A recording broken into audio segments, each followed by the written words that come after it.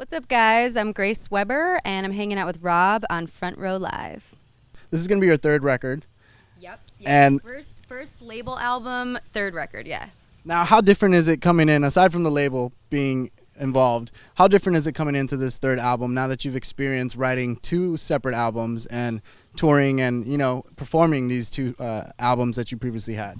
Yeah, this one for me, coming into this album, I feel like I have a new perspective on what I really want my sound to be and what I really want this album to sound like, because I had the experience of doing the first two albums. Right.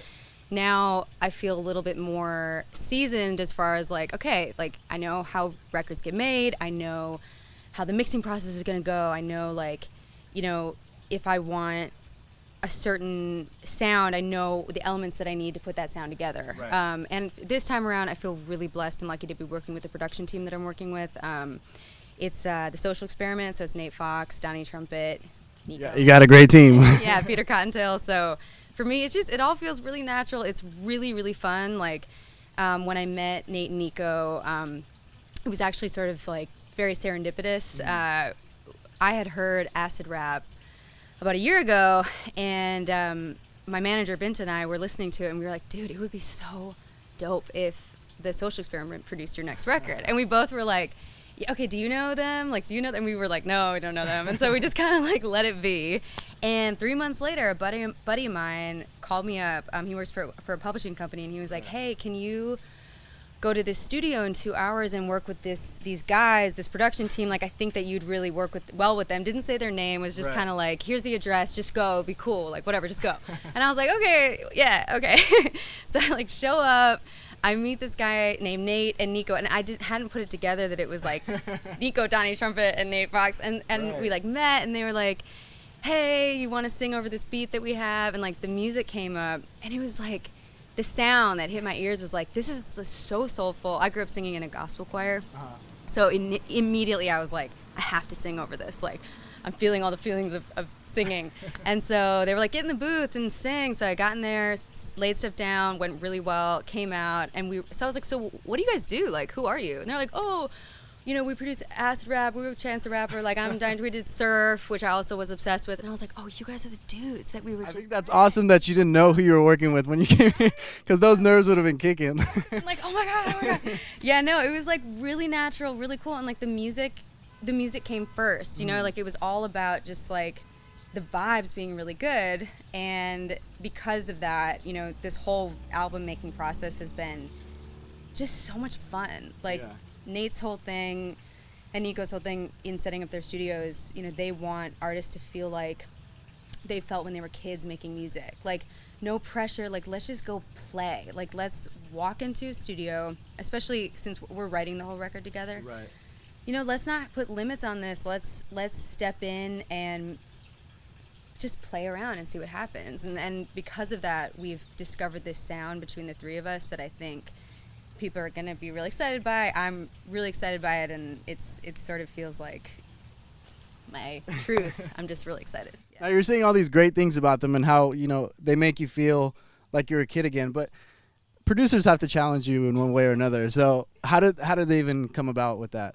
Yeah, they definitely pushed me to go beyond any boundaries that I have or previously had, any boxes that I had put myself in. Right. They definitely do a really good job of not ever letting me settle, always just challenging me. I think that you can have a better lyric on that. Let's not just be like, oh, this is good enough. And that's what I love about them, because in a lot of settings, you can be working with people where you're looking at the clock and they have other people coming in, and it's kind of you know what? It's more about the money. It's not really about the product. Yeah, and it can be you know what? This is good enough.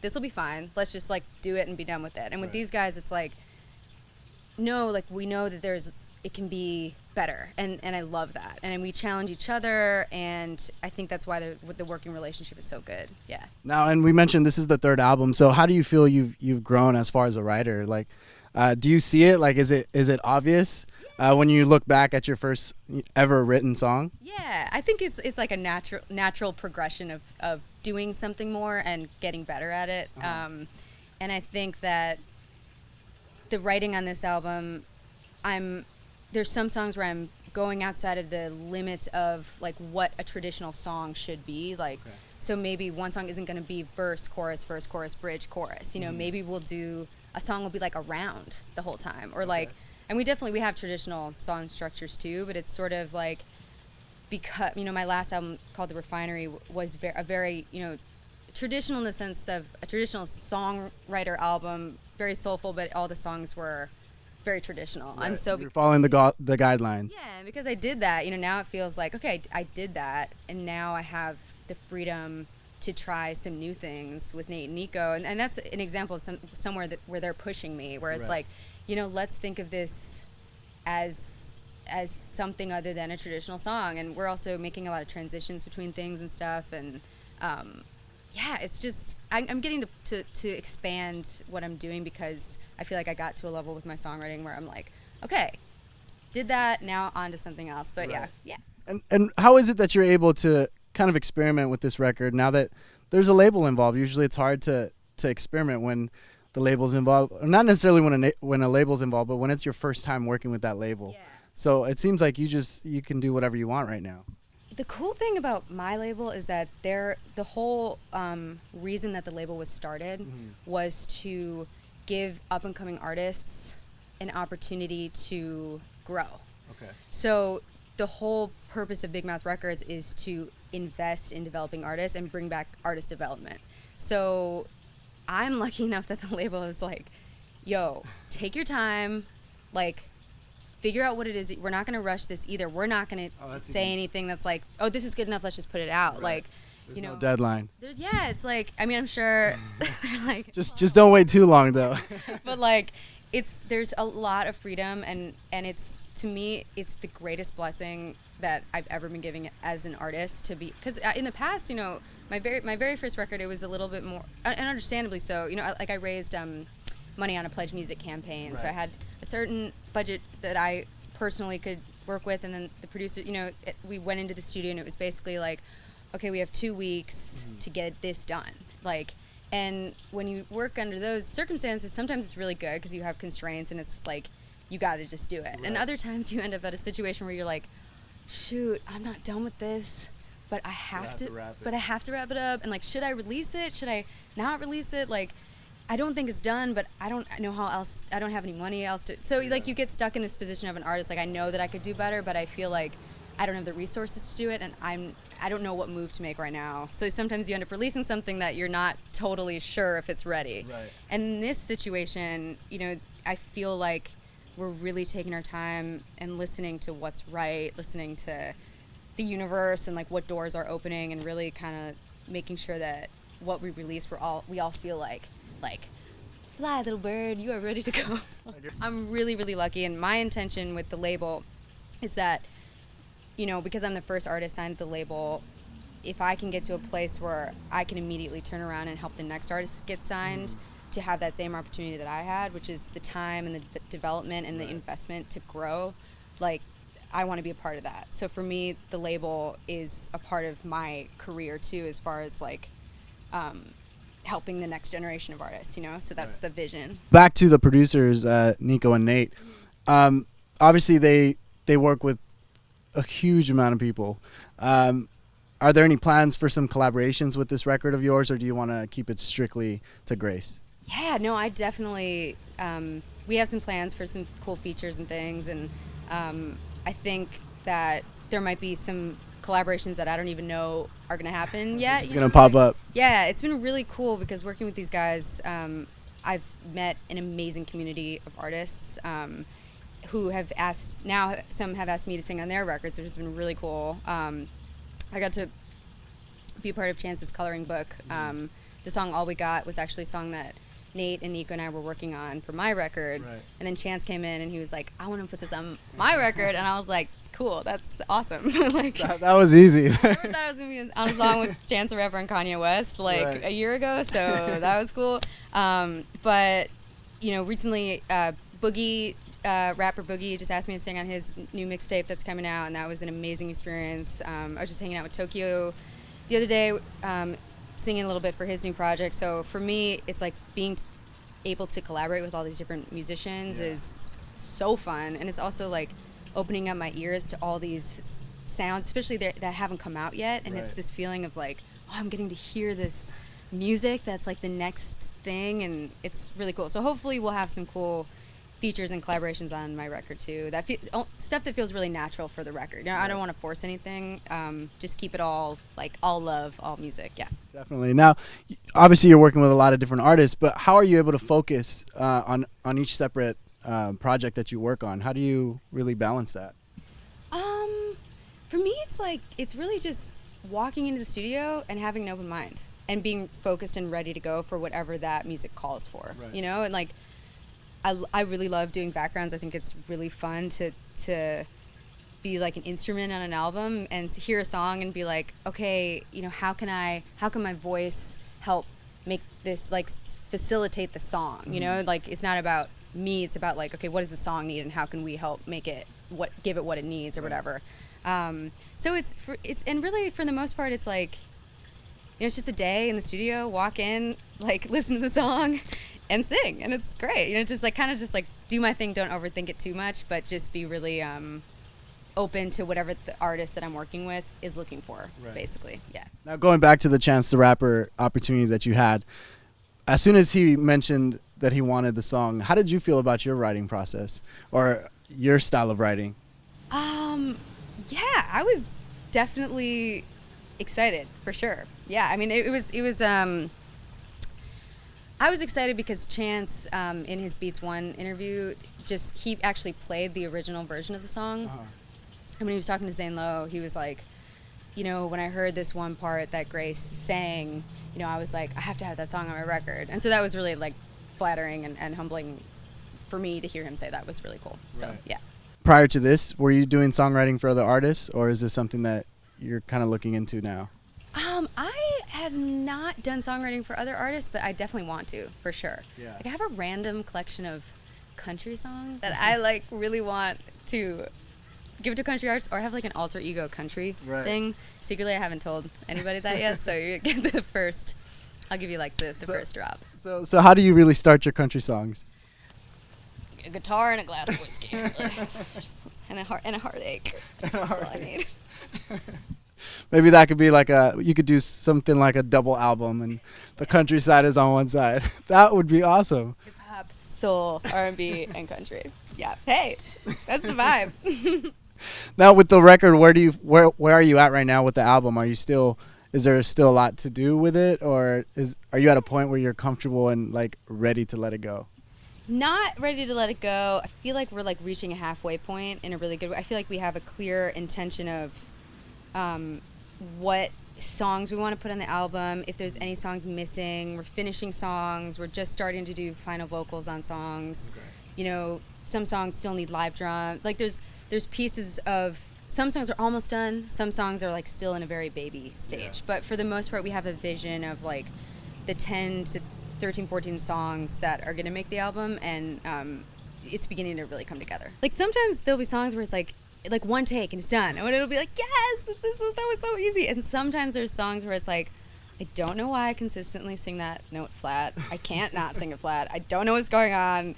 Like, and sometimes you just have to throw your hands up and like take a break from it and just be like, I feel like when you get in a place of overthinking, and then you start getting in your head instead of like just actually feeling something.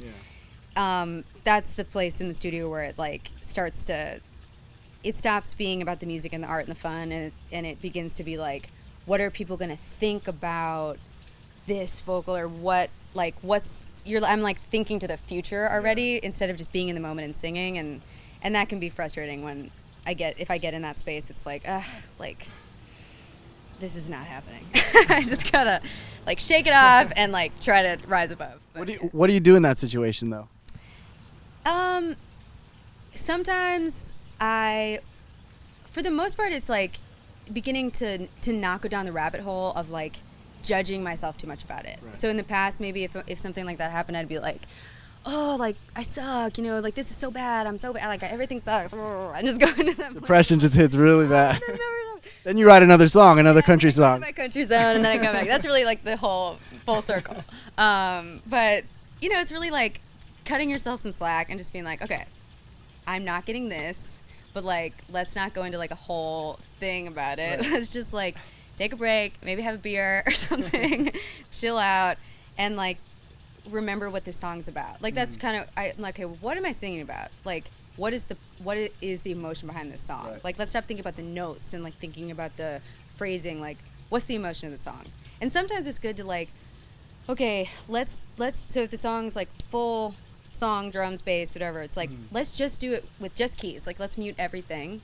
Let's just have the keys. Yeah. And why don't I sing like the melody completely different? And maybe I'll even throw in some other words. Like almost like completely deconstruct something that you're thinking about too much Right, to break kind of it get a down. new approach with it. Yeah. And then if that feels more fun and free, then you can usually like get yourself back to the original melody again and kind of like have a better perspective on it. Okay. So yeah. Has there been a specific song on this record that you've done that? Yeah, I haven't found it yet. I was singing in the shower the other day, and I was like, I got this really cool little like iRig, it's called, that you can like plug a microphone into your phone, and then I have this like multi-track thing on my Right. phone. So I was like in the shower. I actually had a. I didn't drink the bottle of wine, but like I had like a bottle of wine. It was such like a movie scene. Like because I couldn't get in the studio and I was like kind of frustrated. So I like had like a bottle of wine in the shower. I had clothes on. I wasn't like, but bottle of wine in the shower. I just wanted the echo, and I'm like singing and I'm like trying to like get in the zone, and like I kind of got closer to it with that, but it was a Yeah. little bit of my like dramatic artist moment. But I'll get the song. I think I'm getting close to it. Yeah. Well, see, I always feel like those songs are the ones that end up being like the big singles. Yeah. So I'm excited to see what really happens with it. When the song is done, I'll send it to you and be like, this was the one that was Alright, like sounds the good. struggle, but we got it. Sounds good. Yeah. Now with Boogie, he's pretty much Interscope's newest artist. I was with him maybe like 2-3 months ago, and he was talking about how he was like still working on music. But what was it like working with him, being that he is kind of a new artist? Yeah, Boogie is so great. Boogie is the nicest guy.